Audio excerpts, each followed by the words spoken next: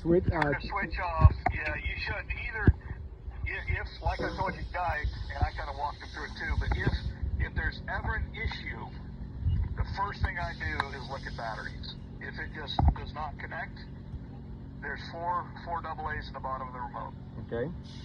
All right. So now walk me back. Let's walk through that process. Okay, let's try something else real quick. Okay. Just real quick. All switches off. All switches are off. Put the switch on the machine to the middle in between remote and machine. Yep. All right. Turn the key switch, the black switch on. Okay. Okay. Flip that lever down to machine. Okay. And now watch the gauge. Okay. Or the console. Look at the top. See if it goes to all zeros. Well, it's showing 142 degrees Fahrenheit, 11.9. Yeah, it's zeros. Those. Okay. Now try to start it. It fires right up that way. Yeah, it'll start.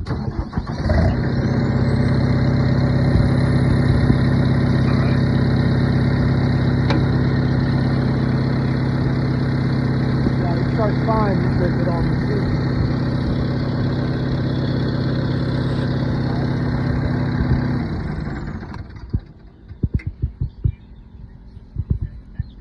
If this does not work, is your guy said he had AA batteries with him. Okay. Okay. All right. So on the bottom, the very bottom of the remote where that magnet is. Yep. I don't think that's the issue, but no. On the bottom, you'll see four little screws around the magnet. Pull those out, and there's four AA's right behind it. Yep. Okay. So if we don't, we're going to try this 2 more times. Okay. And if it doesn't, we're going to change the batteries. Okay. We're going to put the fresh batteries in. So everything off. Yep. Turn the black switch on. Okay. Okay. Turn the middle button or the middle switch on the machine up the remote. Yep. Now on the remote itself, pull one of the levers, pull one of the switches. Hold on, he got at it.